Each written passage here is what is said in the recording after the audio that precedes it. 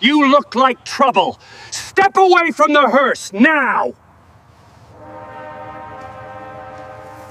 The cold, still air of Harmony Creek Veterans Cemetery felt heavy with unshed tears and the scent of damp earth and pine. Officer Brody Jenkins' shout, "You look like trouble. Step away from the hearse now," was an audacious intrusion, tearing through the quiet dignity of the gathering. Jenkins, with his 18 years on the local force, considered himself the ultimate authority on maintaining order, especially in traditional Harmony Creek. His gut-a-gut, often misguided by deep-seated bias, screamed that Amelia Lawson, the striking, unfamiliar black woman standing near the front of the procession, was an anomaly and thus a problem. He saw her elegant, controlled composure not as grace, but as a silent challenge to his local dominion. Amelia Lawson, the target of this unwarranted aggression, stood motionless, rigid with sorrow for her late husband, a respected veteran whose casket lay draped in the flag moments from burial. Her eyes, sorrowful but unwavering, met Jenkins' frantic gaze. She was here only as a grieving widow, wearing no visible sign of her true rank, save for the plain gold wedding band on her left hand and a confidence that betrayed a lifetime of achievement. She spoke, her voice measured and low. "Officer, I am Mrs. Lawson. I am here for my husband's funeral. I am exactly where I need to be." "I don't care who you claim to be," Jenkins bellowed, and in an act of breathtaking disrespect, he slapped his hand against the side of the hearse.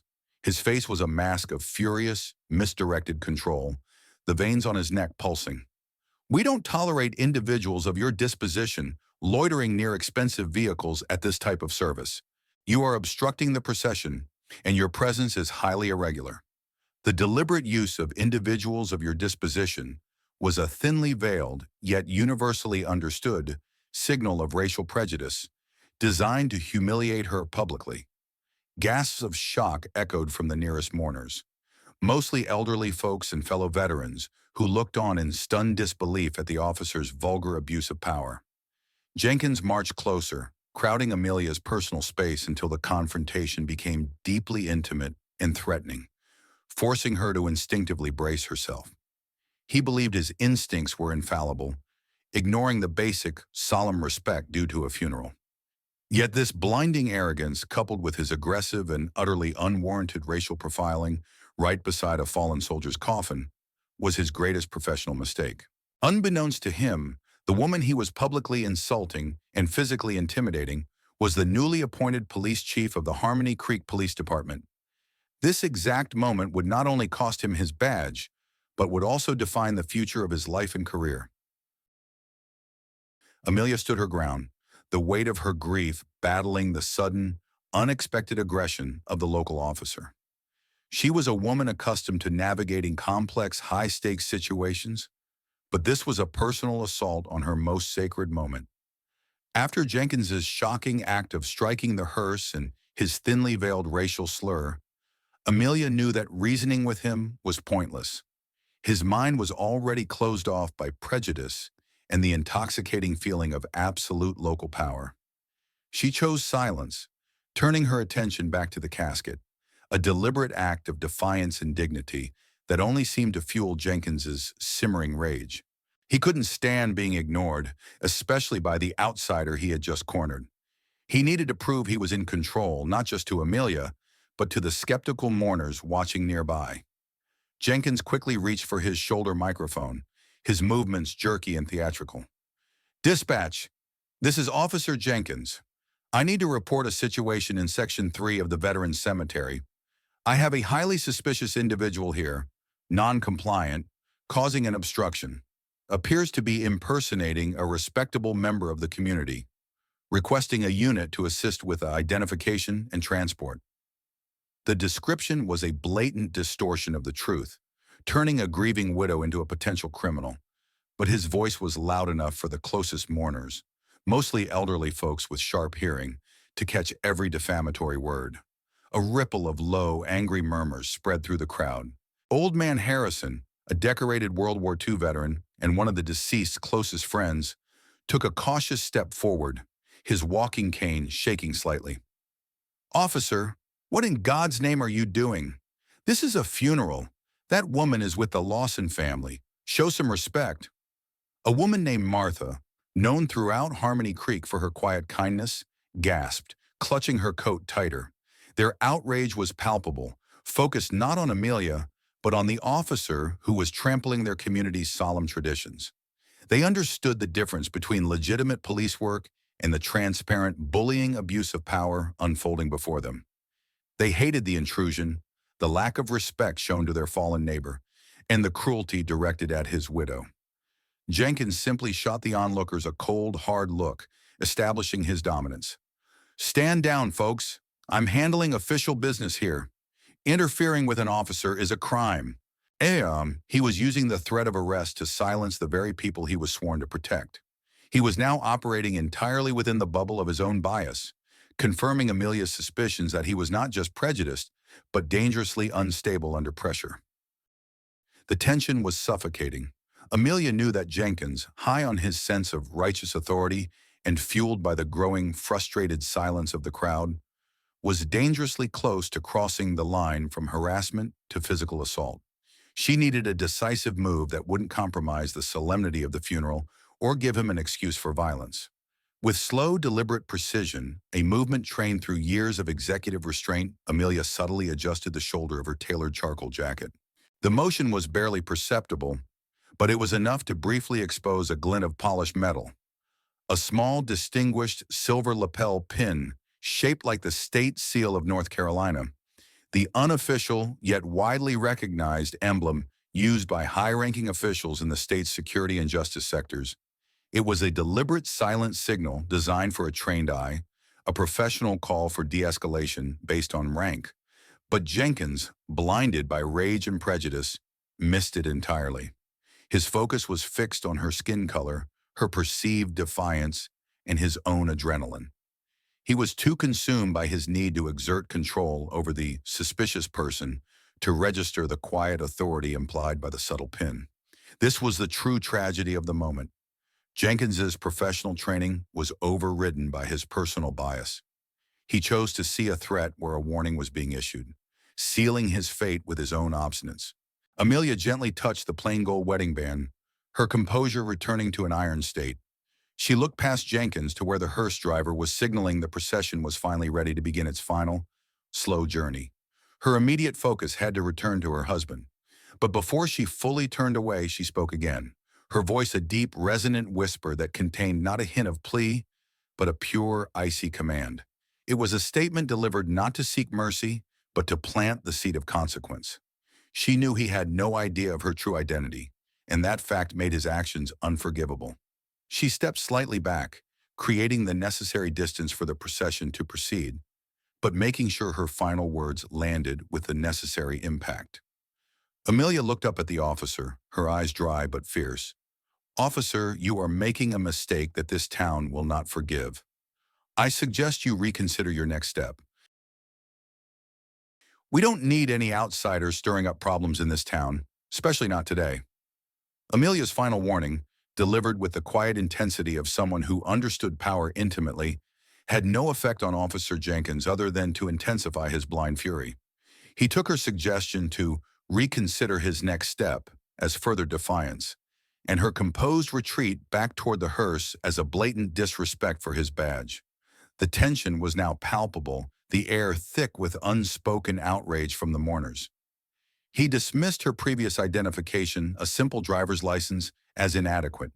He needed to establish his authority decisively, not just to control her, but to assert himself over the community members who were now glaring at him. Jenkins stepped forward, blocking her path with his body. "I don't care about your funeral, Mrs. Lawson. This is a restricted area, and you are not cooperating with an officer of the law. I need to see proof you belong here, not just some plastic ID. Show me the local registration for that fancy car. Prove you're not here to cause trouble." His use of the word outsiders, laden with subtle but clear prejudice, was the final straw for many of the onlookers. They instinctively understood the meaning behind his aggressive rhetoric. Amelia was being targeted not because of her actions, but because she was an unfamiliar face of color in a highly traditional, mostly white community, especially one now receiving a prestigious government appointment. A deep rumble of dissent stirred among the elderly veterans. Marcus Hayes, Amelia's close confidant, a stout man who was supporting the deceased's immediate family, felt a cold dread settle in his stomach.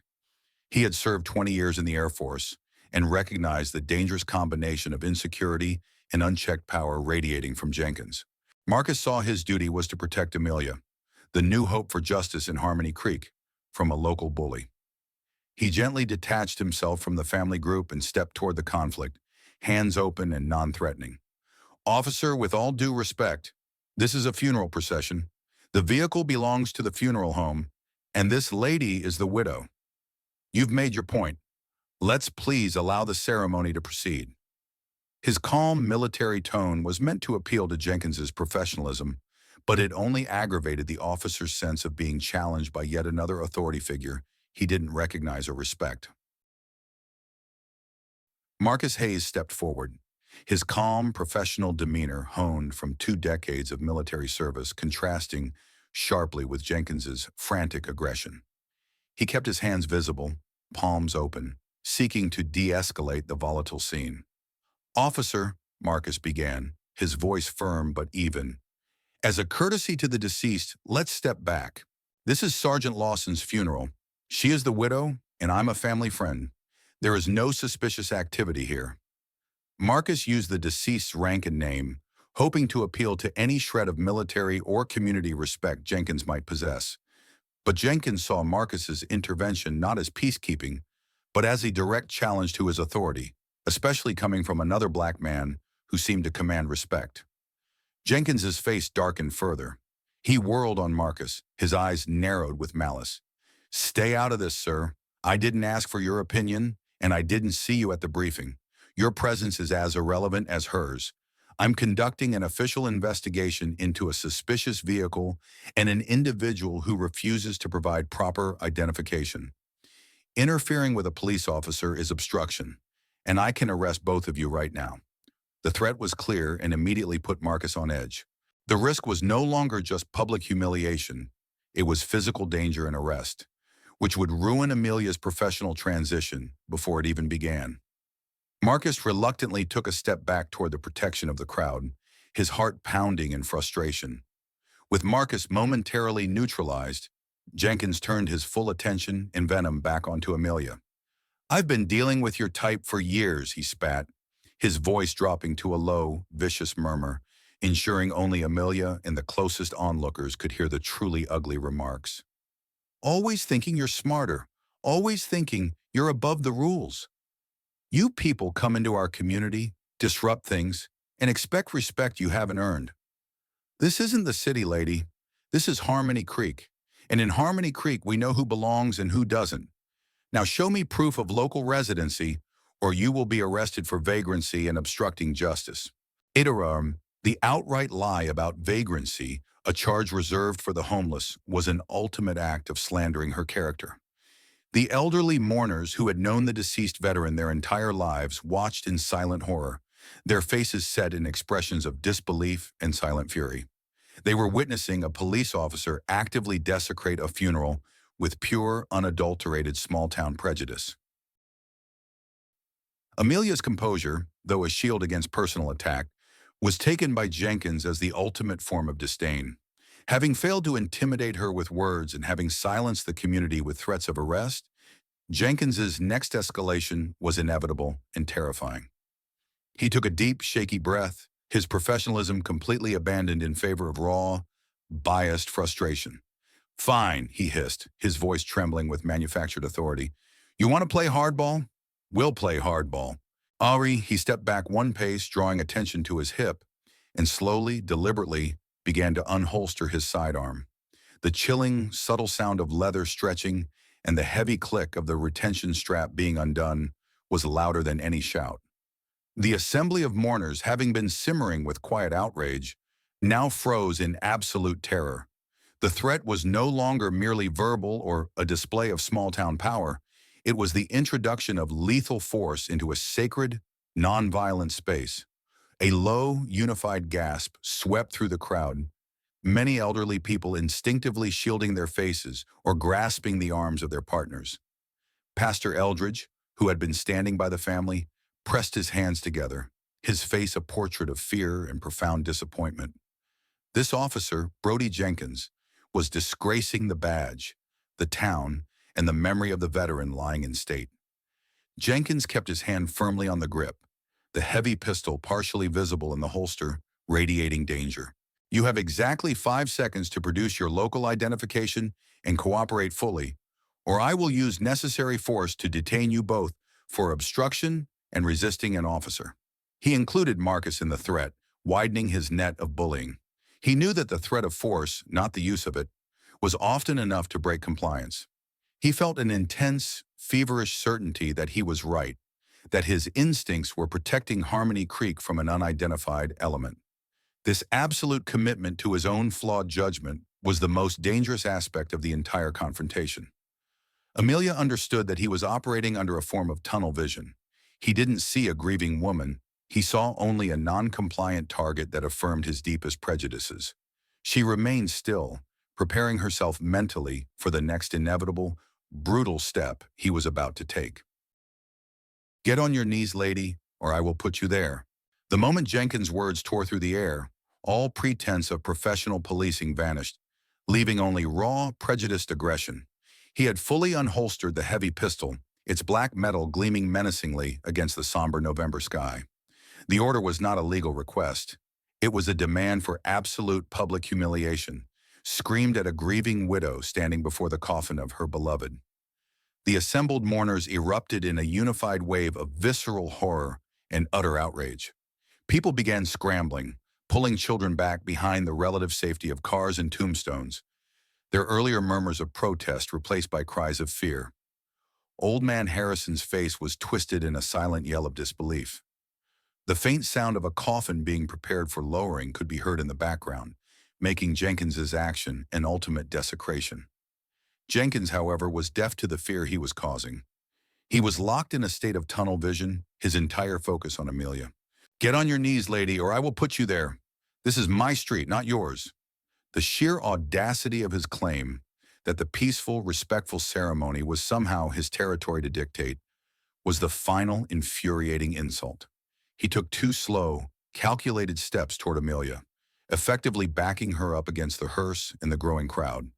The gun was leveled, not quite at her head, but at the center mass, threatening lethal force over a trivial argument rooted entirely in his own bias. He was now committing a felony, endangering the public, and destroying his own career, all in the misguided belief that he was protecting his town from an outsider. Amelia Lawson, facing down the barrel of a loaded weapon, did not panic. 30 years of high-level service in environments far more hostile than Harmony Creek had instilled in her an iron will and the critical ability to prioritize. Every instinct screamed at her to draw on her training, to use her knowledge to disarm or neutralize him. Yet she looked past the weapon to the frantic faces of the elderly veterans and the children hiding behind their parents. She knew that any sudden move, any counter-aggression, would validate Jenkins' paranoia and likely trigger a catastrophic, bloody incident right beside her husband's casket. She chose the path of ultimate, strategic de-escalation, an act of profound self-sacrifice and dignity. Amelia Lawson, facing down the barrel of a loaded weapon, did not panic. 30 years of high-level service in environments far more hostile than Harmony Creek had instilled in her an iron will and the critical ability to prioritize. Every instinct screamed at her to draw on her training, to use her knowledge to disarm or neutralize him. Yet she looked past the weapon to the frantic faces of the elderly veterans and the children hiding behind their parents. She knew that any sudden move, any counter-aggression, would validate Jenkins' paranoia and likely trigger a catastrophic, bloody incident right beside her husband's casket. She chose the path of ultimate, strategic de-escalation, an act of profound self-sacrifice and dignity. She would not let Jenkins turn her husband's final ceremony into a crime scene simply to satisfy her own pride. With slow, agonizing deliberateness, Amelia began to comply with the egregious order. She pushed her hands slightly away from her body, showing them clearly to be empty, then smoothly lowered her tall, dignified frame toward the cold, damp earth. Her tailored suit crumpled against the pavement of the cemetery path. She did not fall or slouch. She knelt with the same rigid control she would have used to take cover in a combat zone. The sight of the distinguished grieving widow, a woman who had carried herself with such immense quiet authority, being brought to her knees by an out-of-control local officer, sent a new wave of shock and raw devastation through the assembly. Marcus Hayes let out a choked cry, lunging forward instinctively, but he was immediately held back by another elderly gentleman. The silence that followed was heavy and sharp, broken only by the sound of Amelia's knees hitting the ground and Jenkins's ragged breathing. Jenkins felt an immense, terrifying rush of power. He had won. He had forced the outsider to submit. In his distorted mind, this act of extreme humiliation was a triumph for order and his own deeply flawed instincts. He had his gun aimed squarely at her chest, his finger near the trigger, completely oblivious to the fact that his victory was the very thing that would guarantee his immediate downfall. The terrifying silence, broken only by the whimpers of the frightened crowd and the sound of the wind, was the moment of Jenkins's greatest perceived triumph and his actual greatest failure. He stood over the kneeling Amelia, the pistol steady, radiating toxic authority. Just as the scene seemed destined for tragedy or an irreversible act of violence, the air was ripped apart by the sound of tires screeching violently on the cemetery asphalt. A vehicle, moving too fast and with blatant disregard for the rules, careened to a stop near the procession. The car door slammed open with a metallic crash, and out burst a figure recognizable to everyone in Harmony Creek. Chief Howard, the retiring police chief, his face a mask of utter fury and shock. Howard hadn't been informed of Jenkins' call for backup, but he had arrived late to pay his respects and witnessed the horrific sight of his officer aiming a weapon at a kneeling woman. He sprinted toward the confrontation, his old joints protesting with every stride. He didn't waste time on questions. His voice, a bellow honed by 30 years in law enforcement, cut through the tension and fear. "Brody, what in God's name are you doing? Drop that weapon now!" Jenkins instinctively froze, his body locked between his internal rage and the sudden, overwhelming presence of his highest superior. He had been taught since day one to obey Chief Howard's voice, but Howard wasn't finished. He rushed past the astonished Jenkins and placed himself physically between the officer's gun and the kneeling Amelia. He looked down at Amelia, his own shock replaced by protective rage, then turned back to his subordinate. "Brody, look at her. That is Chief-elect Amelia Lawson, the next person who signs your paycheck. You are pointing your service weapon at the incoming chief of police." The truth, delivered with the force of a thunderclap, struck Jenkins like a physical blow. His face cycled through rage, confusion, and finally a sickening, terrifying realization. He slowly lowered the gun, his entire world dissolving into ash. He had not only disgraced himself at a veteran's funeral, but he had threatened the life of his new superior. Officer Jenkins's face, pale and sweaty, locked onto Chief Howard. He lowered the gun an inch, then two, his entire world crashing down. He had just aimed his gun at the woman who signed his next paycheck. The internet is not Harmony Creek, and the quiet, racist moment Officer Jenkins tried to enforce was now a global firestorm of fury. The immediate aftermath of Chief Howard's revelation was chaos. Within minutes, the tranquil reverence of the veterans' cemetery was replaced by the flashing lights of police cruisers and the sudden intrusive presence of national media crews who had sped in from Raleigh and Charlotte. The reason for the rapid escalation was simple. Multiple mourners, recognizing the gravity of the situation and the clear abuse of power, had captured the entire incident on their cell phones. By the time Jenkins was reluctantly disarmed and escorted to a cruiser, the clip of him leveling his gun at the kneeling, distinguished woman, followed by the dramatic reveal of her true identity, was already being shared across every major platform. The silent, prejudiced act of one small-town officer had become a global symbol of systemic injustice.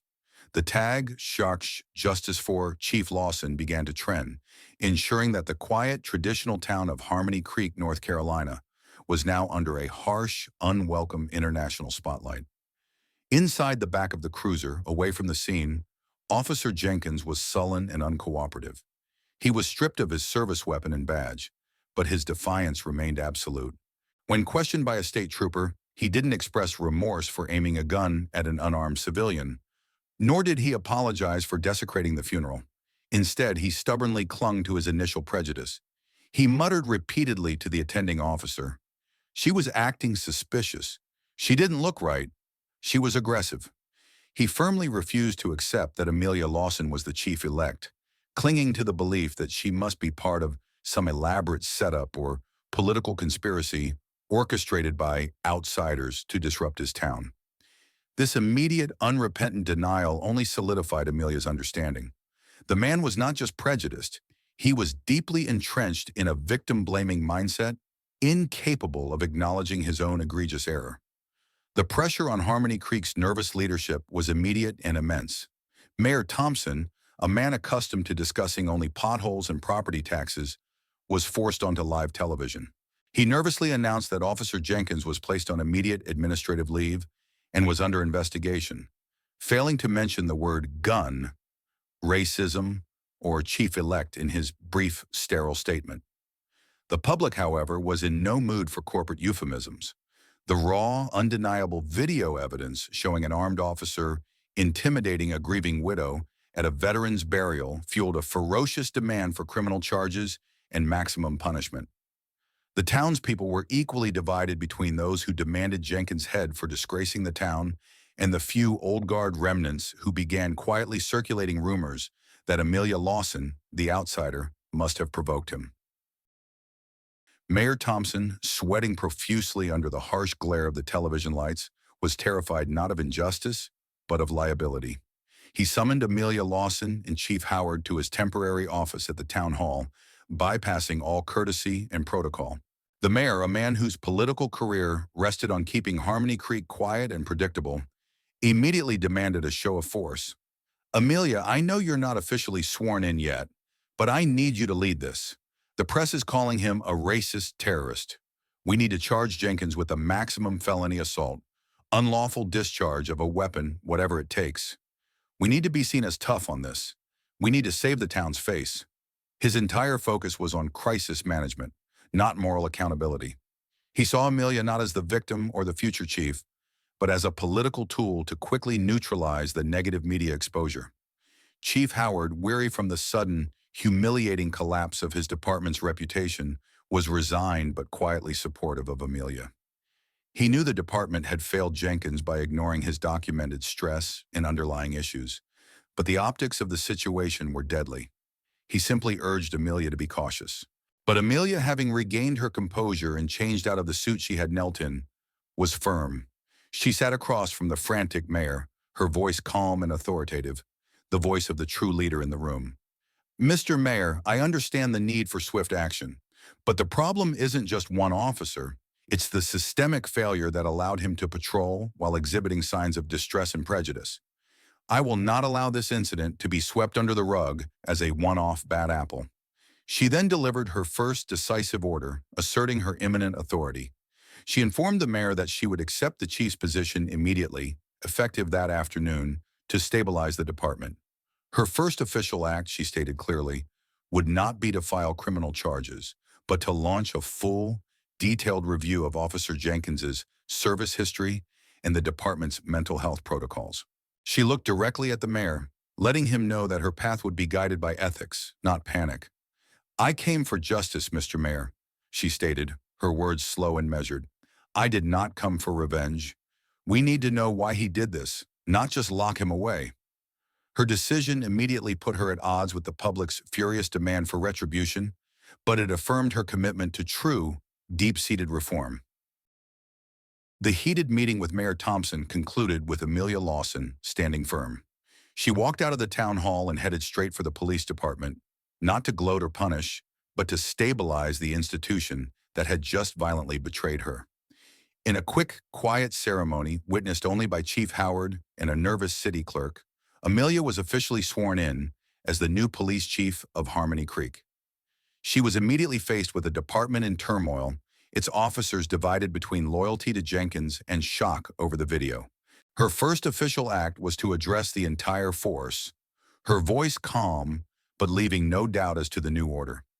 She issued a direct mandate: complete cooperation with the ongoing investigation and an immediate cessation of all rumors and internal speculation. Her immediate personal goal, however, was to understand the man who had pointed a gun at her. She tasked Marcus Hayes, who had agreed to serve as her confidential aide, with obtaining Officer Jenkins's complete service record, not just the recent disciplinary files. "They want a villain, Marcus," she explained, settling into her new, still unfamiliar office chair. "I intend to give them a lesson in leadership instead. If Jenkins is a monster, he was created here. I need to find the file that explains why he acted this way." She knew the public and the mayor wanted simple revenge, a quick conviction to end the scandal. But Amelia was looking deeper. She believed true justice required healing the wound that caused the infection. She was determined that Jenkins's disgrace would be the catalyst for the systematic change the department desperately needed. She spent the remainder of the evening reviewing preliminary reports, but her mind kept returning to the image of Jenkins's eyes, not the hate, but the fear and the desperate need for control. She had faced down similar desperation in high-stress situations.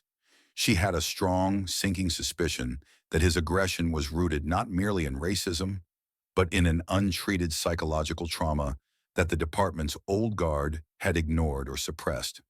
Her quest for justice was now firmly a quest for truth, a complex and unpopular mission that would define her early tenure. Amelia closed the police file on Officer Jenkins. "He is done here," she whispered to Marcus, "but I'm not done with what he represents. To execute justice, you must understand the criminal." Varshamat, Chief Amelia Lawson spent the next 72 hours immersed in the cold, bureaucratic reality of the Harmony Creek Police Department's files, specifically those pertaining to Officer Brody Jenkins. She wasn't looking for proof of guilt. The video had provided that. She was searching for the why, the hidden flaw in the system that allowed an unstable, prejudiced officer to patrol armed. Marcus Hayes, her newly appointed confidential aide, worked tirelessly alongside her, pulling records from dusty cabinets and heavily redacted digital files. What they unearthed was not a single bad apple, but a clear record of institutional neglect. Deep within Jenkins's long-term service file, Amelia found the hidden truth, an incident report dating 5 years back. Jenkins had been involved in a routine traffic stop that escalated into a fatal, high-stress shooting. While the shooting was ruled justifiable, the accompanying internal notes scribbled by a now-retired psychologist suggested that Jenkins displayed severe, untreated symptoms of occupational trauma and PTSD. The notes indicated acute paranoia, emotional volatility, and an inability to distinguish non-compliant behavior from lethal threat, all precursors to his breakdown at the cemetery. The psychologist had recommended mandatory long-term counseling, but the final report showed the suggestion was overruled by Chief Howard's predecessor, simply annotated with, "Too costly. Officer cleared for duty." Jenkins was not born a monster. He was broken by a system that demanded service but denied him care, allowing his trauma to fester into dangerous, racialized prejudice. The realization hit Amelia hard. Jenkins was both the perpetrator and, tragically, a victim of systemic failure. Meanwhile, the town was a powder keg. Calls flooded the town hall, with overwhelming public sentiment demanding Jenkins face the maximum criminal penalty: felony assault, imprisonment, and complete destruction of his life. Mayor Thompson continued to pressure Amelia, urging her to issue a statement supporting full prosecution to quell the media frenzy. Amelia, however, stood her ground, using her small private home study as her moral sanctuary. She had the physical evidence to send Jenkins away for years, but she now had the moral evidence to argue that Harmony Creek system, too, deserved to be on trial. The evidence Amelia held: the suppressed files detailing Jenkins's trauma created a profound moral struggle. Legally, she had a clear path: file the felony charges that the public demanded and ensure Jenkins was imprisoned for threatening a chief of police. This outcome would satisfy the town's thirst for immediate justice and would politically stabilize her new position, showing strength. Morally, however, she couldn't reconcile sending a man whom the department had knowingly broken and whose subsequent prejudice was a tragic byproduct of that trauma to a state penitentiary where his mental health issues would only worsen. Her husband's legacy, a life dedicated to service and compassion, demanded a higher form of justice. The pressure from Mayor Thompson and the town council continued, but Amelia sought counsel not from politicians, but from the spiritual anchor of the community, Pastor Eldridge. She met him late one afternoon in the quiet, empty church sanctuary, seeking perspective beyond the legal code. She presented the moral dilemma: vengeance or systemic reform. Pastor Eldridge listened patiently, his wisdom reflecting the deep history of Harmony Creek. He reminded her that the town had endured generations of conflict, and that true leadership wasn't about simply locking away problems. It was about healing the core wounds. "Mercy is not weakness, Chief," the pastor told her gently, his voice echoing in the large, silent room. "It's the strongest justice there is. If you crush the man, the system remains. If you rebuild the man, you change the system." This conversation solidified Amelia's conviction. She realized that using her authority to enforce maximum punishment would merely perpetuate the cycle of anger and retribution that had plagued the department's old guard. Her mission was to introduce a new era of policing in Harmony Creek, one rooted in accountability and compassion. She decided that the Jenkins case would be the crucible for this change. She would not let his racist actions go unpunished, but she would use his tragic history to force the town and the department to finally acknowledge its responsibility to its officers' mental well-being. She would sacrifice her political popularity for moral integrity. Amelia Lawson emerged from the quiet sanctuary of the church. Her resolve hardened not by anger, but by the weight of her moral duty. She was ready to face the inevitable backlash from the public and the political pressure from Mayor Thompson, who continued to insist on the maximum penalty to swiftly close the public relations disaster. Amelia knew her decision would be controversial, but it was the only path to the kind of comprehensive justice her town truly needed. She would sacrifice her initial popularity to lay the groundwork for a lasting, ethical change in the Harmony Creek Police Department. Her plan was meticulous and twofold. First, she would ensure Jenkins was held accountable for the public display of aggression and the racist overtones of his actions. His termination from the force was non-negotiable.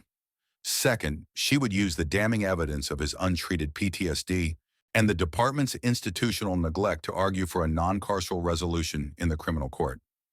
She would leverage her new authority to influence the county prosecutor, convincing them that an agreement focusing on mandated, long-term psychological rehabilitation was a more constructive and morally just outcome than years in a prison system ill-equipped to treat complex trauma. This approach would not only offer Jenkins a chance at healing and redemption, the ultimate act of grace, but also force the Harmony Creek Town Council to fund and implement the necessary mental health infrastructure for all its serving officers, preventing future tragedies born of similar neglect. Amelia recognized the political risk. Many would view leniency as weakness, or worse, a tacit acceptance of his racist behavior.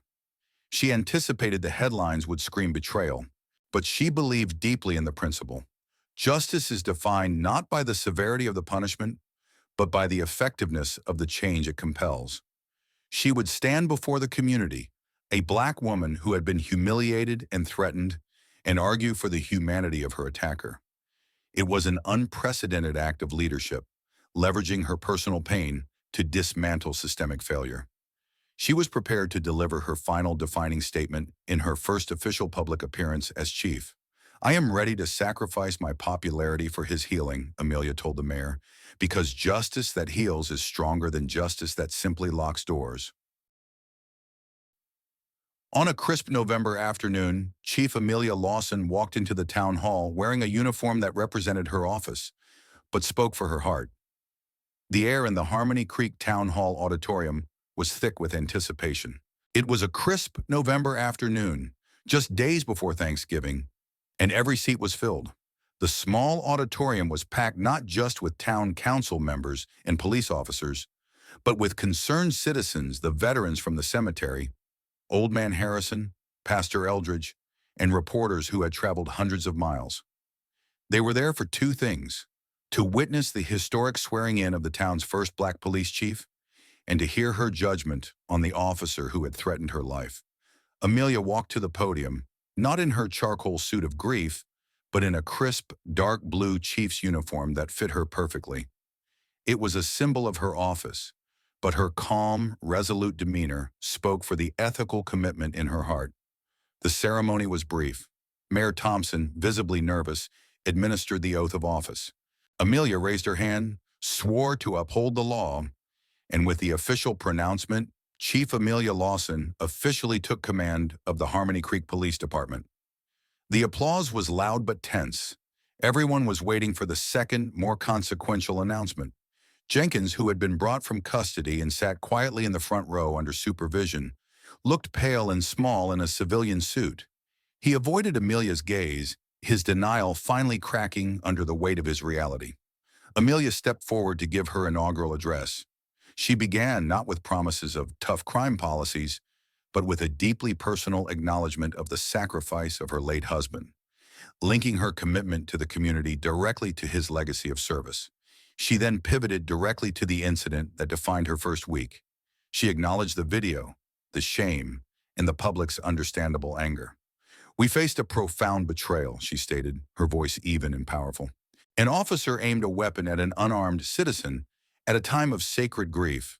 The public demands accountability, and they deserve nothing less than the whole truth." She then promised to deliver a form of justice that would be both accountable and healing. Amelia paused, letting the weight of the crowd's expectations settle. She then addressed the matter of Officer Jenkins directly, delivering the verdict of her investigation. "Our review confirms that Officer Brody Jenkins's actions at the cemetery were a catastrophic and unforgivable abuse of power, fueled by personal prejudice and a complete failure to uphold his oath. Therefore, effective immediately, Officer Jenkins is terminated from the Harmony Creek Police Department." A loud, sustained wave of applause swept through the hall, signaling the public's satisfaction with the immediate, decisive accountability. Jenkins, sitting in the front row, stared blankly at the floor. But Amelia was not finished. She raised her hand for silence, and the crowd quickly obeyed, sensing that the most controversial part of her speech was yet to come. "However, accountability does not end with termination. Our investigation also revealed that the department failed Officer Jenkins. 5 years ago, he suffered a severe psychological trauma on duty, and this department chose to ignore clear, written recommendations for treatment. His unchecked trauma festered into the paranoia and prejudice we witnessed." She then delivered the core of her compassionate justice. She announced that she was working with the county prosecutor to offer a plea agreement, conditional on Jenkins's full compliance. He would avoid the maximum felony charges for assault, but only if he immediately enrolled in a court-monitored, long-term psychological rehabilitation program. "We choose to treat the disease, not just punish the symptom," Amelia declared, her voice ringing with moral clarity. "Mr. Jenkins will lose his career and face judgment, but the goal of our justice system, under my command, will be to mandate healing. This department broke him, and now, this department, through its new leadership, will demand his chance to be rebuilt." It was a radical, unexpected stance, using her personal pain to argue for the mental health of her attacker, and it momentarily stunned the auditorium into silence. The public wanted vengeance. Amelia offered systemic reform and grace. The announcement of Amelia's decision termination, coupled with mandated rehabilitation, elicited a mixture of shock, confusion, and dawning respect. The reporters frantically scribbled notes, realizing the story had just pivoted from a scandal of racial profiling to a groundbreaking case study in compassionate justice. But the most important reaction came from Officer Jenkins himself. For the entire week, he had maintained a rigid, prejudiced defiance. Now, hearing his victim argue for his healing instead of his destruction, his composure finally broke. He looked up at Amelia, the arrogance gone, replaced by a quiet, genuine expression of shame and remorse. It was the first time he had truly acknowledged her humanity, and the first time he had seen his own. Amelia looked directly at the former officer, then swept her gaze across the divided but now receptive community. She concluded her address with a powerful, unifying statement. Officer Jenkins's actions were wrong, unforgivable, and cost him his career. But my response, and the response of this town, must be better than his worst moment. My late husband taught me that even in the deepest darkness, you must stand for what is right. And right now, what is right is to heal Harmony Creek. That begins by acknowledging the pain of the prejudiced, the pain of the systemically abused, and the pain of the victims. Until her message transcended race and rank, offering a pathway forward for the entire town. She had used her power not to crush her adversary, but to redefine what justice meant in their community. The town hall erupted in applause, no longer born of anger, but of shared emotion and hope. As the meeting broke, Pastor Eldridge approached Amelia, his face beaming with pride. Later that evening, after the cameras had left and the silence had returned to Harmony Creek, Chief Amelia Lawson sat quietly in her new large office. The scandal had defined her first week, but her grace had defined her leadership. Walking out of the town hall, Amelia knew her work had just begun, but for the first time since the funeral, she felt a profound peace, proving that the true strength of a leader is found not in the stars on their shoulders, but in the mercy in their heart. In the end, Harmony Creek learned that true strength isn't measured by a badge or the volume of a shout, but by the quiet dignity of a woman brought to her knees. Chief Lawson showed us that real justice isn't just about locking away the wrongdoer. It's about courageously dismantling the systems that created the brokenness in the first place, even if that means extending grace to the very person who betrayed you. May we all remember Amelia's example, to look past the uniform, the skin, or the suspicion, and always choose the mercy that truly heals our community. It's a lesson well worth keeping in our hearts as the seasons turn,